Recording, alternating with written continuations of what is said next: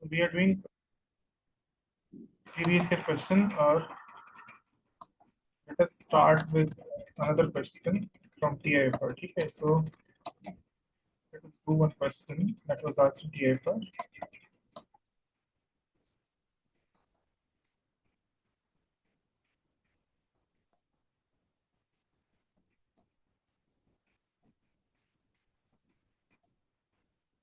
Okay, so let us begin with that. So let's start with that.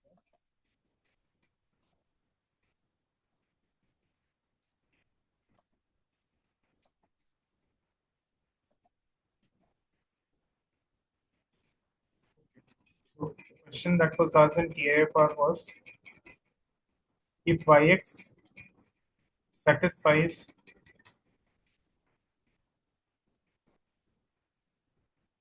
the differential equation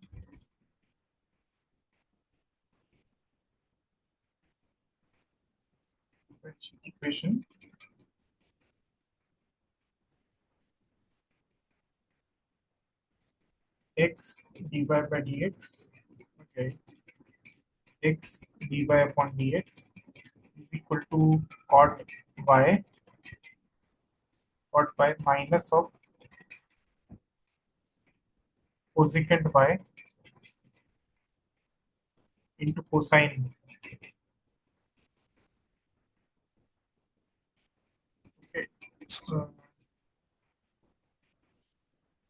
And we have limit x tends to 0, phi of x is equal to 0. X tends to 0, phi of x is equal to 0. Okay. So let us try इसको एक बार last time and see क्या होता है. Then we have to find what will be the value of phi of pi by 2. So यहाँ तक clear है. X we'll write cos phi upon sin phi, x sin phi dy is equal to cosine phi dx minus cosine x dx. Okay. So this will give you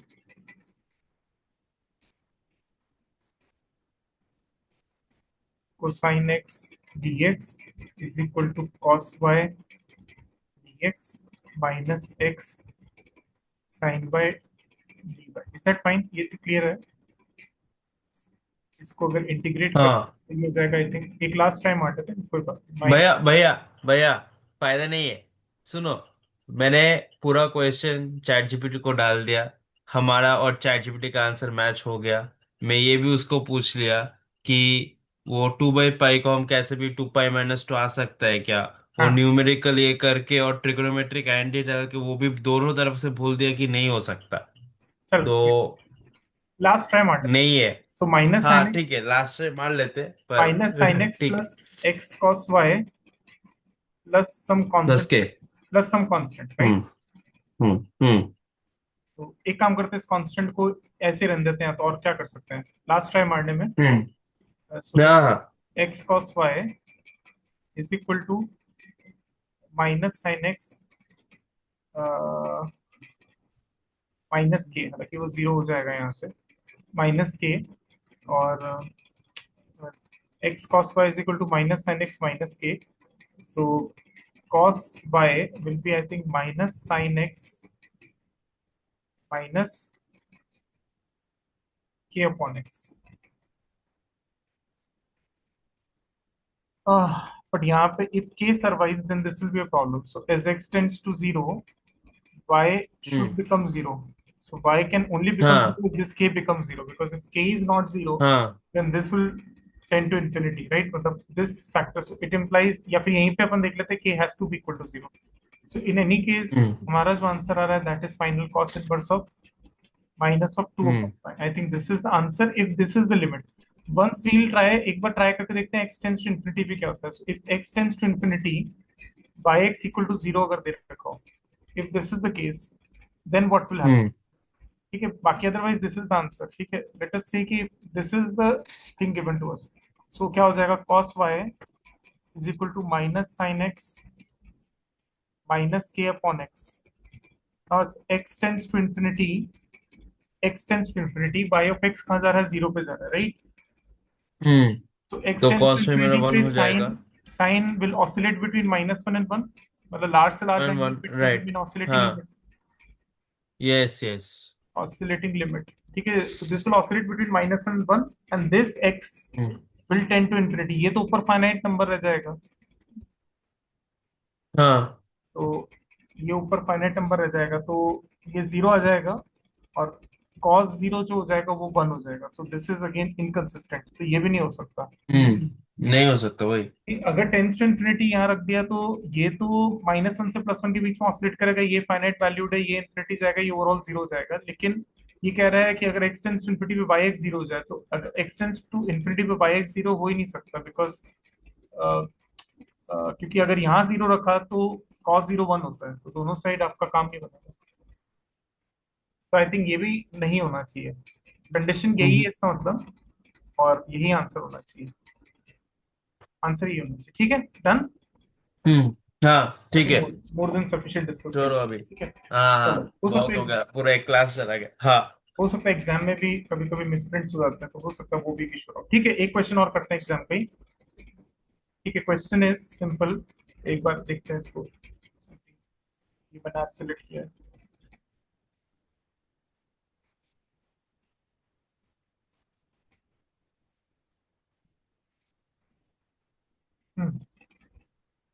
हाँ चलो। So question next is question चलो, D X question. By D T yes. Is equal to A into Y of T, Y of D T. Y by D हाँ। T is equal to simply A is a D positive Y D constant. T. Then A is determine the family of curve. Okay. Determine the family of curve. Family of curve से मेरा मतलब है, all you need to do is you have to find whether x is a function of y is a function of x or x is a function of y. What kind of trajectory does it represent? What kind of trajectory does it represent?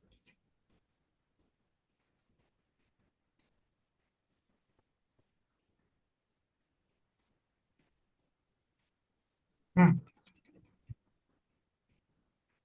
कैसे approach करें इसको? हाँ x equal to. हाँ तो ए के जगह हम लोग डीवाई डी टी बैठा सकते हैं ना। बिल्कुल, D Y D T equal to A बोल ही दिया है। बिल्कुल, और ए ग्रेटर देन जीरो भी बोल दिया है। गुड। तो बोल छोड़। तो क्या करेंगे, dx upon dt is equal to dy upon dt times y। यही होना चाहिए, क्योंकि a की जगह हमने dy by dt रखा है। हाँ सिंपली फ्रॉम दिस हाँ। You can say that x is equal to y dy, Y D Y.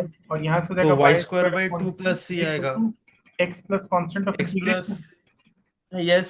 x y square is equal to 2 times x plus c, या फिर y को क्या लिख हम्म। सकते हैं, plus minus root over 2 times x plus c। तो ये किसको रिप्रेजेंट करता है? This represents the family of parabolas, हाँ this is a family parabola right okay. है ना? हाँ। This is the family of Y parabola. Square equal to two A X. हाँ right so this is family of parabola. This represents the family of parabola. मैं जो समझ पा रहा हूँ इस क्वेश्चन में, बस इतना हो सकता है कि हम्म।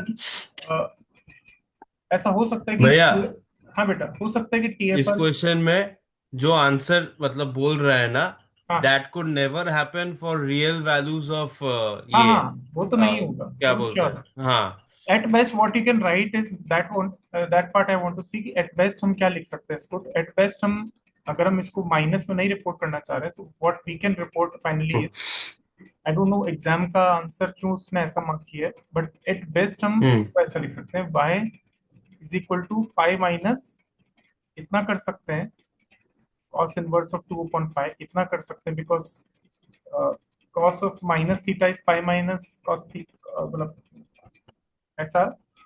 एट यस बेस्ट हम यस हाँ। ये और कर सकते हैं, एट बेस्ट हमसे कोई पूछे तो pi by 2 minus sine inverse of something, बस इसके beyond we can not do anything. इसके बियॉन्ड और कुछ नहीं कर हाँ, सकते हाँ। एनीबडी भी वांट्स टू आस्क कि इसके अलावा क्या हो सकता है, तो गॉड नोस क्या हो सकता है इसके अलावा। हम्म। ठीक है, तो ये हम्म। मैं समरी दे सकता हूँ, हम्म। इसके अलावा मुझे समझ नहीं आ रहा अभी के लिए। चलो ठीक है, आगे बढ़ते हैं। ठीक है, तो ये हो गया हमारा hmm. First order first degree differential equations. ठीक है, मोस्टली इसी मतलब टाइप हम्म। क्वेश्चंस आते हैं। X right. क्या हो सकता है, एक होमोजीनियस डिफरेंशियल इक्वेशंस होती हैं जिसमें क्या होता है कि आपके पास एक होमोजीनियस फंक्शन दे रखा हाँ, वो VX या VT है से dx। उसको सब्स्टिट्यूट कर दो। बिल्कुल। VX से, हाँ। उसमें क्या होता है कि you have to substitute y by v of x, y is equal to v of x लिख दो, या x को v बाय लिख दो। Hmm. This is V of Y लिख दो, हाँ, वैसे। दीज आर सम थिंग्स कि वो तुम देख लेना बुक्स के अंदर अगर तुम्हारा मन है तो, नहीं तो मैं लिख देता हूँ हाँ, कि at times you may encounter something called as homogeneous differential। Homogeneous. तो उसको लिख देता हूँ जिससे कि तुम्हारे लिए एक जगह पे सारी चीज आ जाए। क्या लिखता हूँ, कहाँ लिखता हूँ, एक जगह लिख देता हूँ। 2 मिनटों मुझे write it for advantage। ठीक है। सो इट मीन्स वो हैपन कि तुम्हारे पास होमोजीनियस इक्वेशंस भी आ सकती है ना। पहली बात तो होमोजीनियस का मतलब क्या होता है वो भी समझ लो। इन जनरल होमोजीनियस का मतलब क्या होता है वो भी लिख देता हूँ। सो कोई भी रियल वैल्यूड फंक्शन है, let us say h x y, let us say this hmm. xy is a real valued function from r square to r, मतलब टू वेरिएबल फंक्शन है ना, इसको ऐसे लिखेंगे h x y. Hmm. if this is a real valued function in two variables, this function is called homogeneous, this function is called as homogeneous homogeneous. of degree n, hmm. Degree n कब, whenever अगर मैं x को lambda x से replace कर दूं, y को lambda y से replace कर दूं, तो I get lambda raised to power n h x y, so hmm. this is called as homogeneous function। जैसे कि राइट। एग्जाम्पल तुम ले लो x square plus x y plus y square. अब अगर ये तुम्हारे हम्म। पास फंक्शन है तो इसकी डिग्री क्या होनी चाहिए, 2। दो। राइट। तुम अगर लैम्डा एक्स इंटू मतलब वाई और एक्स की जगह लैम्डा एक्स, तो ये हो जाएगा lambda square x square plus x y plus y square. I don't think इसमें कोई समस्या है। So you get lambda square h x y. So clearly this is a hmm. Homogeneous function of degree जी, degree 2। Two. Yes. ठीक है। We are interested in hmm. Homogeneous function of degree 0। So we are interested hmm. In homogeneous function of degree 0। उसमें क्या करने का मतलब, generally we are interested here in homogeneous function of degree 0। तो यहाँ लिख दे रहा हूँ homogeneous function of degree 0। For example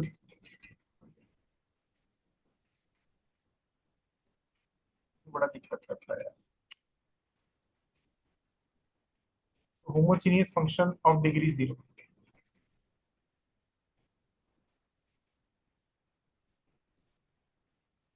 of degree 0। जैसे फॉर एग्जांपल तुम ले लो, यही ले लेते हैं, जैसे मान लो x square plus x y plus y square upon x square plus y square लिख दिया मैंने, और मान लेते हैं लिख दिया मैंने plus l n modulus of x minus l n modulus of Y.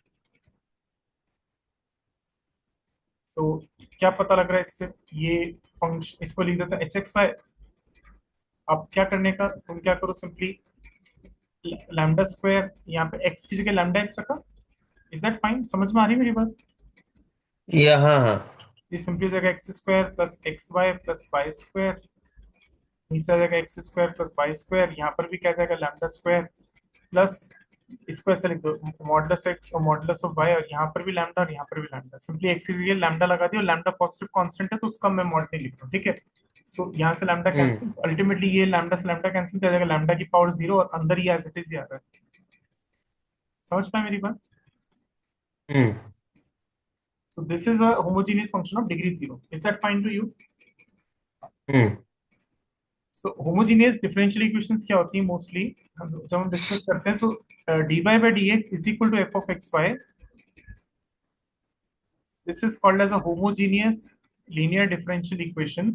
This is called as a homogeneous differential equation, ऐसा समझ लो। If f of xy is a homogeneous function of degree 0, it is a homogeneous function of degree 0. Is that fine? So generally जैसे function या। तुम्हारा dy by d x is equal to 2 y upon x, d by by d x, इसमें एक होता है reducible form और एक होता है रिड्यूसिबल फॉर्म, तो वो तुम पढ़ लेना एग्जाम के लिए। ऐसा कोई बहुत ज्यादा हम्म। दिक्कत नहीं आती एग्जाम में, मतलब generally people don't ask difficult questions in exam. तो ये सब होमोजेनियस फंक्शन ऑफ डिग्री 0 दिख रहे हैं राइट हैंड साइड पे, और लेफ्ट हैंड साइड में डेरिवेटिव, तो ये होमोजेनियस डिफरेंशियल इक्वेशंस कहलाते हैं, ठीक है। Hmm. How to solve them, you know how to solve them. बाय को तुमने कहा कि वी एक्स लिख देंगे और एक्स को वी बाय रख देना, whichever suits your solution. At times ऐसा हो सकता है कि यू मे एनकाउंटर मतलब थोड़ा सा डिफरेंट केस ऑल्सो, वो भी मैं बता दूंगा, फिर मैं आइडिया दे दूंगा करना क्या इसके अंदर। तो ऐसा कोई बड़ी बात नहीं इसके अंदर। ठीक है, तो पहले सिंपल फॉर्म देख लेते हैं, क्वेश्चन इससे भी है। यार क्यों हैंग हो रहा है? ठीक है, सो देखो क्वेश्चन क्या है, ये भी टीएफआर का ही है। सो तुम देखो क्वेश्चन आ रहा है, the function differential equation satisfies x dy by dx is equal to y ln by minus ln x plus 1 hmm with initial condition y1 equal to 3. You have to find what will be the value of y3. कैसे solve करें इसको? देखो simple, तुम वही करो, इसको दिख रहा है ये फॉर्म होमोजीनियस, देखो उधर की तरफ y अपॉन एक्स रखा, हो जाएगा ln of y upon x plus 1। यहाँ से साफ पता लग रहा है y upon x, so this is clearly a homogeneous function of degree 0. हम्म ठीक है, it is homogeneous function of degree 0। तो अब क्या करने का, सिंपल यहाँ पे क्या करते हैं हम लोग, एक y को हम लिख देते हैं वी एक्स, डिफरेंशिएट करोगे तो क्या आएगा, v plus x dv by d x is equal to v l n of v plus 1। और बाकी तुम कर ही सकते हो, I think। एक b से एक b कैंसिल हो जाएगा, तो x dv upon v l n v is equal to dx upon x। Integrating both sides you will get log of log v, है ना, एक log v एस टी, तो 1/v dv dt upon t log of v, ठीक है, is equal to hmm log of x plus log of k। तो यहाँ से क्या प्रूव हो जा रहा है कि log of v is equal to k of x। I think it is fine, मैं गलत तो नहीं कर रहा हूँ, प्लीज चेक कर लो, हम्म log kx है ना, log नहीं ऑफ नहीं इज नहीं इक्वल टू kx, ठीक है। और अगर log ऑफ v kx के बराबर है, तो अब यहाँ से तुम चाहो तो यहाँ लिख सकते हैं कि देखो at x equal to 1 y was equal to 3, at x equal to 1 y was equal to 3, तो y अपॉन x भी क्या हो जाएगा, सिंपली 3 हो जाएगा, ठीक है। x की जगह 1 हम्म रखा तो k is equal to log of ये v अपॉन x क्या v, y अपॉन x क्या v, तो ये हो जाएगा log 3।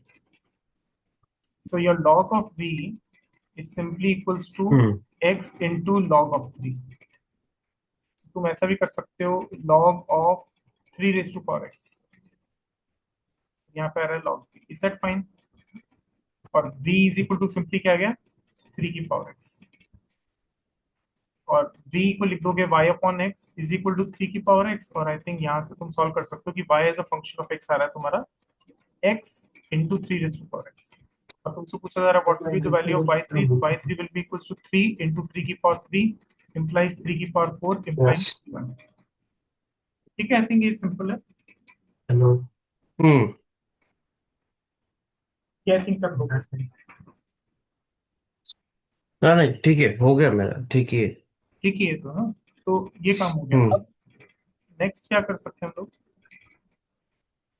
कहाँ जाता है ये रहा।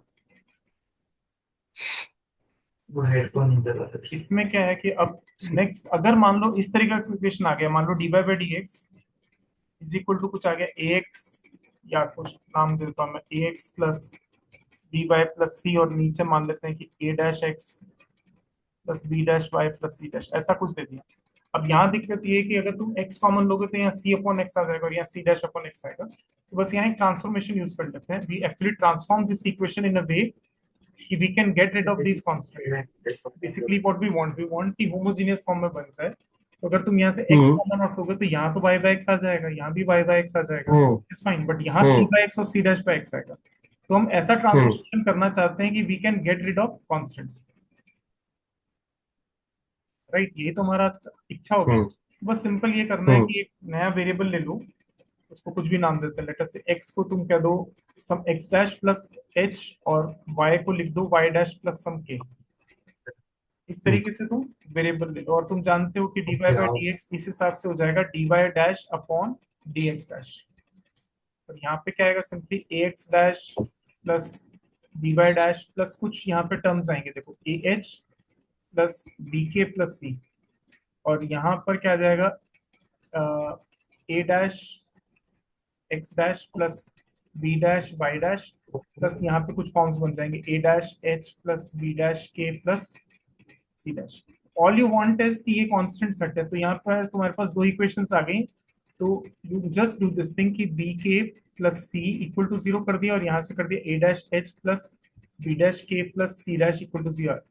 सो you can choose your h and k in a manner कि दिस बिकम 0, दिस बिकम 0। ठीक है, डन, यहाँ तक कोई दिक्कत? ये 0 हो जाएगा, नहीं। ये 0 हो हाँ। गया।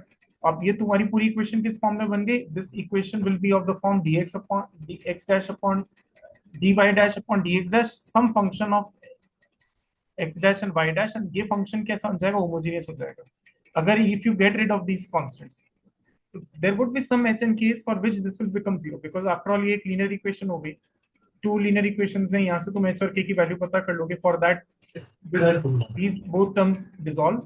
और अब ये पूरी इक्वेशन किस फॉर्म में होगी? यहाँ से x डैश कॉमन लोगे तो क्या आएगा? a plus b y dash upon x dash, और ये रहेगा a dash plus b dash y dash upon x dash.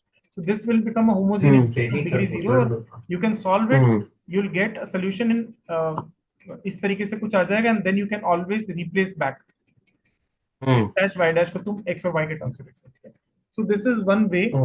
Generally इससे एग्जाम में क्वेश्चन नहीं पूछते because it becomes very tedious for exam, बहुत लंबा हो जाएगा अप्रोच, इसलिए यूजुअली नहीं पूछते एग्जाम में। ठीक है, ओके। ठीक है, तो मैं इतना इस पे एम्फेसिस नहीं कर रहा, तुम इसको प्लीज अपनी बुक से पढ़ लोगे। ठीक है, अब रही बात एक और फॉर्म की जिसको हम बोलते हैं एग्जैक्ट डिफरेंशियल इक्वेशंस, तो वो भी देख लो बिकॉज एक बार एग्जाम में क्वेश्चन आया हुआ है। तो अब बाकी फिर you prepare on your own self, first order first degree यहीं पे खत्म हो जाएगा। ठीक है, तो एक फॉर्म होती है जिसको हम बोलते हैं exact differential equations.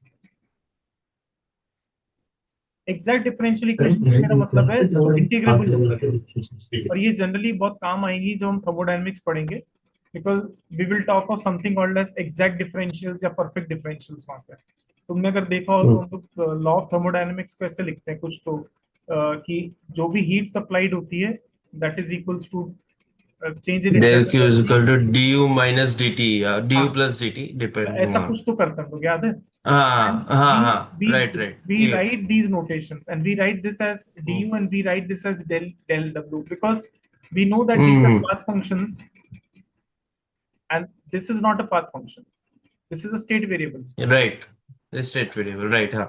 State variable से मेरा मतलब है which depends upon only initial and final point and not depend upon path, but work done depends Path upon taken upon the path and हाँ, q भी path के ऊपर dependent है. in हाँ. other words this is a perfect differential, but this is not a perfect Okay.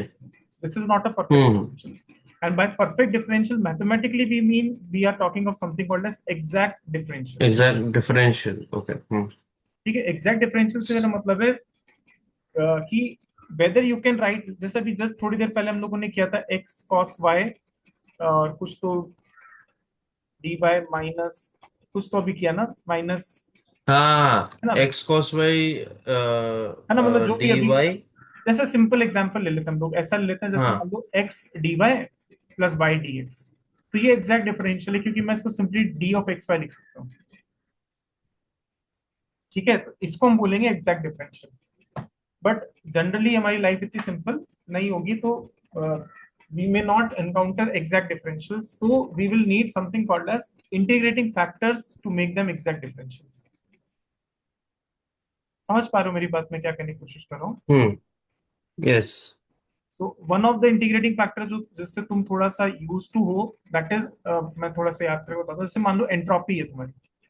So how do you write your entropy? You never define entropy as absolute thing. You always define entropy as a change in entropy. मतलब तुमने कहीं पर भी ऐसा नहीं पढ़ा होगा कि entropy in absolute terms. So always you talk of something called as change in entropy, and you know it is equal to 1/t times dq. And अभी भी मैंने देखो बताया कि this dq is not dq in general. We write this way. Basically, this is a non-exact form. मतलब this is a non exact differential. थोड़ा ध्यान से देखो, मैंने अभी बोला कि ये पाथ फंक्शंस होते हैं, ये इनिशियल और फाइनल पॉइंट, मतलब line joining the initial and final point पे डिपेंड करते हैं। मतलब हम लोग बाद में पढ़ेंगे कंजर्वेटिव नॉन कंजर्वेटिव सिस्टम्स और ये सब चीजें पढ़ेंगे, but just drawing some parallels in physics जिससे you get some kind of motivation. तो जैसे पाथ फंक्शन है तो it depends upon path, So work also depends upon path. Is that fine? ये चीज समझ में आई मेरी बात? So this is a non-exact हाँ differential and you are multiplying it with 1 over t and you are getting a path, again a state variable. Entropy is also a state variable. तुम देखोगे कि तुम जनरली स्टेट वेरिएबल के terms में thermodynamic लिखते हो, जैसे p v t, entropy q, entropy s, these are state variables. Internal energy u, तुमने देखा होगा ना, मतलब तुम्हारा वो क्या होता है, बहुत सारे डिफरेंट फॉर्म्स होते हैं ना सेकंड लॉ के, अगर तुमने पढ़ा टीडीएस इक्वेशंस और अलग अलग टाइप का. So what I want to make is कि these are all state variables. इसके टर्म्स में हम थर्मोडायनेमिक्स को एक्सप्रेस करते हैं. These are the state variables and they depend upon initial and final point. What I want to motivate is कि ये non-exact differential है, this is an exact differential because this is a state variable. What is this? This fellow is nothing but an integrating factor. अगर factor, mathematically right. सोचो थोड़ा सा तो हम्म this is an integrating factor. So mathematics में क्या है? What you want to do, your life is converting a non-linear differential equation into an exact differential, oh sorry, non-exact differential equation into an into exact form. exact. And this exact form में कैसा आता है? by suitable integrating factors. By suitable integrating factors. ठीक है? So the point I want to मतलब बार बार मैं तुम्हें कहना चाह रहा हूँ वो चीज, जैसे फॉर एग्जाम्पल तुम मुझे एक सिंपल सा अभी हम लोगों ने बहुत सारी इक्वेशंस पढ़ी, उसमें से एक इक्वेशन ऐसी कुछ थी, याद करो. मैं बार बार कह रहा था कि जैसे dy by dx plus p d y is equal to q, तो इस फॉर्म की एक इक्वेशन में लिख दे रहा हूँ तुम्हारे लिए, y dash plus y equal to 0. Simplify मतलब सिंपल रखने की. Is that fine?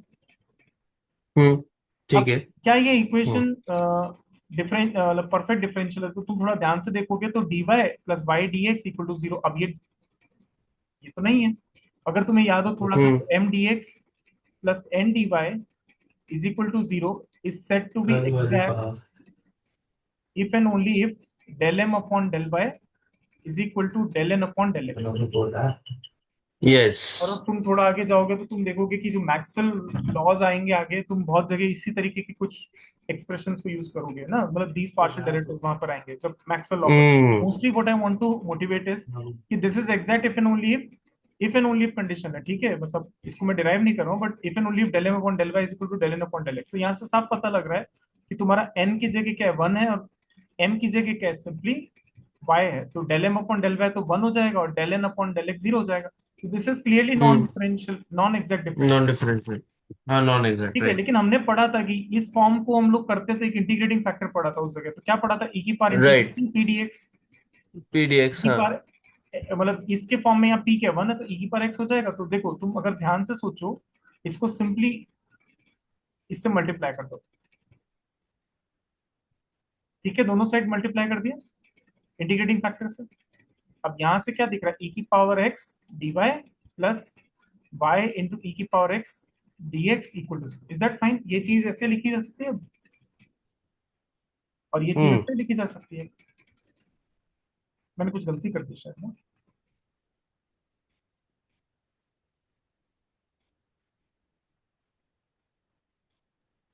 है ना? अब तो सही है. e की power x into y is equal to constant. Done. ये बन गया एग्जैक्ट फॉर्म. सो हमेशा याद रखो, एग्जैक्ट फॉर्म जब भी कभी आएगी तो you can always if a differential equation is an exact form, तो आप हमेशा उसको कैसे लिख सकते हो? कॉम्पैक्टिफाई करके you can right in a differential of a function. You can always write it as a differential of a function. ये चीज समझ में आई मेरी बात? हाँ भाई. और इसका फिर सोल्यूशन क्या हो जाएगा? सिंपली ये जिसका डिफरेंशियल है, let's say f x y is equal to k, ये इसका सोल्यूशन बन जाता है. बट एग्जाम के हिसाब से यू कैन नॉट, मतलब अगर तुम इफ यू हैव हैड कभी लाइफ में मैथ्स, मतलब तुम लोगों ने अगर, आई डोंट नो, बहुत सारे बच्चे ऑनर्स पढ़ते हैं, तो अगर तुम ऑनर्स में नहीं रहोगे और तुम्हारे पास मैथ्स का कोर्स रहा होगा, तो बहुत सारे फॉर्म्स बताए जाते हैं बच्चों को कि ये इंटीग्रेटिंग फैक्टर हो सकता है, ये इंटीग्रेटिंग फैक्टर हो सकता है, फलाना इंटीग्रेटिंग. बट इतने तुम रूल्स याद नहीं रख पाओगे. There are rules to find integrating factor. Even तुम एच के दास खोलो या कोई भी बुक खोलोगे, you will be supplied by rules basically, but इतने रूल्स तुम एग्जाम में याद नहीं रख पाओगे. The basic thing is in exam, if a question on integrating factor comes, तो obvious सी बात है कुछ ऑप्शंस में इंटीग्रेटिंग फैक्टर्स दे रखे होंगे आपको, आप सारे उठा उठा के लगा दो. एंड सी किस इंटीग्रेटिंग फैक्टर से तुम्हारा काम हो जाएगा। क्योंकि एक बहुत बड़ी समस्या है कि integrating factors are not unique in general. Once you know an hmm integrating factor, then you may have linearly independent as well as linearly dependent integrating factor. इसका डेरिवेशन थोड़ा ट्रिकी है, मैंने वीडियोस में बना रखा है मेरे चैनल पर, तुम देख लेना। मतलब थोड़ा मैथमेटिकल है तो इसलिए मैं इस पे नहीं पढ़ रहा। लेकिन तुम ये समझो कि अगर मैं कह रहा हूँ, इफ आई एम क्लेमिंग कि मेरा e की पावर x इंटीग्रेटिंग फैक्टर है, तो ऑब्वियसली k इंटू e की पावर x भी इंटीग्रेटिंग फैक्टर होगा। तो once you know one integrating factor, then you will have infinitely many integrating factors. मैं तुम्हें एक तरीके से समझाता हूँ मैं क्या कहने की कोशिश कर रहा हूँ। लेट अस से मैं मान लेता हूँ, लिखता हूँ y dx minus x d y. ठीक है,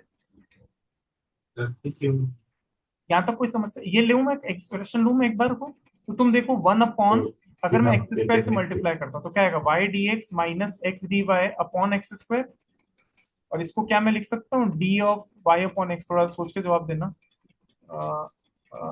माइनस लगा दीजिए। हाँ हाँ डी ऑफ वाई। है ना, करके देखो तो ये हो जाएगा माइनस वन अपॉन हाँ एक्स हो गया ठीक स्क्वायर है ठीक है। डी हो एक्स गया हो गया। बाय प्लस, है ना, हो गया ना पक्का, हम्म प्लस हाँ हो गया। Upon x. तो तुम एक नेगेटिव और आगे लगा दो, आई थिंक ये बन जाएगा वाई डी हाँ एक्स स्क्वायर। क्या अगर मैं इसको वन हाँ अपॉन वाई स्क्वायर से मल्टीप्लाई कर दूं तो क्या आएगा, y d x minus x d y upon y square. तो क्या मैं इसको ऐसे लिख सकता हूँ, हाँ d of x upon y, x by y exactly. हाँ है ना। लिखोगे तो ये ऐसा लिख हम्म सकता हूँ, बट तो ये भी ये ठीक इंटीग्रेटिव है, फैक्टर ही मैं हो तो कह गया रहा ना। हूँ वन अपॉन एक्स वाई से डिवाइड कर देता हूँ। वो भी हो जाए। अगर वन अपॉन एक्स मतलब वन अपॉन एक्स वाई से डिवाइड नहीं, वन अपॉन एक्स वाई से मल्टीप्लाई कर दो तो क्या आएगा, d x upon multiply. X minus d y upon y. इसको इंटीग्रेट कर लो तो तुमको आ हम्म जाएगा ये भी इंटीग्रेटिंग, मतलब एल एन एक्स, मतलब बन गया ये फॉर्म। हम्म हाँ ऐसे तुम चाहो तो मतलब one upon x square plus y square भी कर सकते हो मल्टीप्लाई, और फिर वो hmm tan inverse d of tan inverse of y upon x कुछ प्लस माइनस करके देख लेना, तुम चेक कर लेना, आई थिंक इस form. Hmm What I want to highlight is कि for a particular non-exact differential equation, you may have infinitely many integrating factors if one exists. So it's better in hmm exam that you better go for options. Just check कि which options satisfies your thing. मतलब basically integrating factor का मतलब क्या है कि if you multiply that integrating factor with your non-exact differential equation, then it should convert your non-exact differential equation into an exact form. This is what it means. Hmm So for exam per se, what you can do, you can always recheck, मतलब reverse check. तो for example मैं तुम्हें question देता हूँ TIFR पे, and this is लिखा है कि consider an improper differential. Improper बोलो या फिर तुम मतलब जो मैं फॉर्म बोल रहा हूँ नॉन एग्जैक्ट बोलो, बात एक है। Consider an improper differential given by ds is equal to जहाँ से कांटेक्ट करता हूँ भाई one plus y square dx plus x y D y. तभी मांगे एक दूसरा जा रहा है इंटीग्रेटिंग फैक्टर फॉर दिस इशारों से इज x, मेरा पैसे जब क्रेडिट हो जाऊंगा तब मेरे में सर्वर से और ये है वाई स्क्वायर माइनस वन। तो तुम्हें बताना है कि इस इम्प्रॉपर नॉन एग्जैक्ट या इम्प्रॉपर डिफरेंशियल के लिए इंटीग्रेटिंग फैक्टर क्या होगा। समझे मेरी बात, मैं क्या कहने की कोशिश कर रहा हूँ। हम्म हाँ ओके सो एक एक करके बैठा के देख लेते हैं, बस ऐसा बोल रहे हो ना। वही तरीका है और कोई रास्ता नहीं है। ठीक है, तो बेस्ट वे इज कि तुम एक एक करके मल्टीप्लाई करके देख लो and you will get something. So let's say मैं x को देख, मैं सोचता हूँ कि ये एग्जैक्ट, तो मैं x को मल्टीप्लाई करता हूँ, तो मैंने x को मल्टीप्लाई कर हम्म दिया, x into one plus y square d x plus x square by d y. Hmm बस यहाँ से क्या आएगा, x dx plus y square x dx plus x square by d y. Is that fine to you? एक काम करो तुम, हाँ मैं एक काम करता हूँ, उसको टू से मल्टीप्लाई डिवाइड कर देता हूँ, वन अपॉन टू, और ये हो जाएगा वाई स्क्वायर, यहाँ पे आएगा टू। चल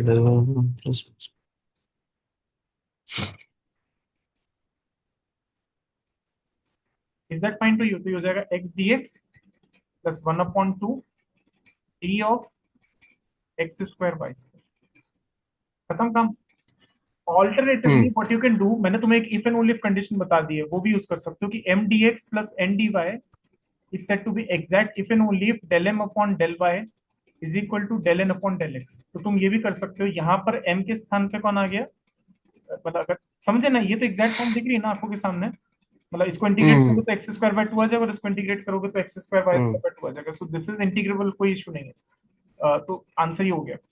लेकिन अगर एग्जाम में सोचना है तो ऐसे भी कर सकते हो, dx के साथ एसोसिएटेड टर्म्स कौन कौन से, x plus y square x dx, और y के साथ जुड़े टर्म कौन से, एक्स स्क्वायर बाय dy। तुम्हारे m की जगह कौन है, x plus y square x, और n की जगह पे कौन है, एक्स स्क्वायर बाय।